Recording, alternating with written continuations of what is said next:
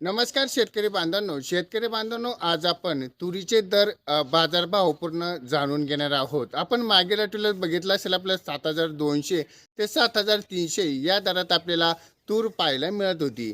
पण या आठवड्यात आपण बघितलं असेल की 8,200 ते 8,300 या दरम्यान आपल्याला तुरीचे दर पाहायला मिळत आहेत. आता शेतकऱ्यांना प्रश्न पडत आहेत की तूर विकावी का ठेवावी, यापेक्षाही दर वाढू शकतो का कमी होऊ शकतो. या व्हिडिओत आपण पूर्ण माहिती जाणून घेणार आहोत आणि या व्हिडिओत आपण तुरीला आजच्या स्थितीमध्ये किती दर मिळत आहेत हे पण आपण जाणून घेणार आहोत. चॅनलवरती नवीन असाल तर चॅनलला सबस्क्राईब करायला विसरू नका.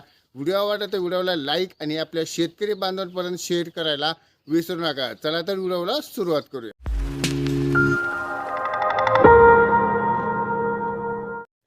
सर्वात प्रथम आपण जळगाव बाजारमध्ये बोलूया. त्यामध्ये आवक आहे 12 क्विंटलची, दर आहे 8,400 आपल्याला स्थिर दिसत आहे. तर यामध्ये आपल्याला तुरीचे आवक पण कमी दिसत आहे. तर चंद्रपूरमध्ये बघितले आवक आहे 49 क्विंटलची, 8,175 ते 8,695, सरासरी आपल्याला 8,400 दर पाहायला मिळत आहे. तर एकदम तुरीची आवक आपल्याला बऱ्यापैकी पाहायला मिळत आहे. तर आता वळूयात पैठणमध्ये आवक आहे 42 क्विंटलची, दर आहे 8,200 ते 8,500, सरासरी आपल्याला 8,275 रुपये दर पाहायला मिळत आहेत.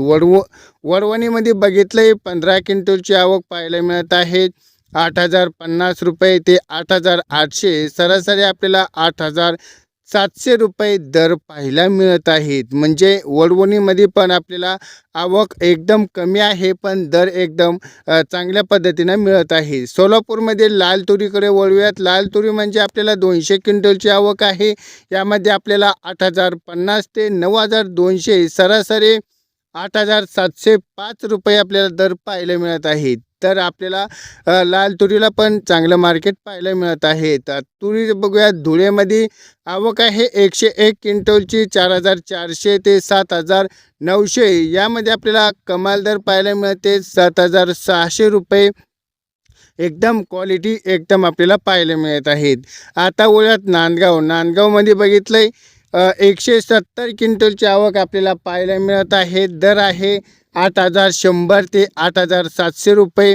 तुळजापूरमध्ये लाल तुरीला मार्केट बघूयात. आवक आहे 144 क्विंटल, 8,050 ते 8,400, सरासरी आपल्याला 8,800 पाहायला मिळत आहेत.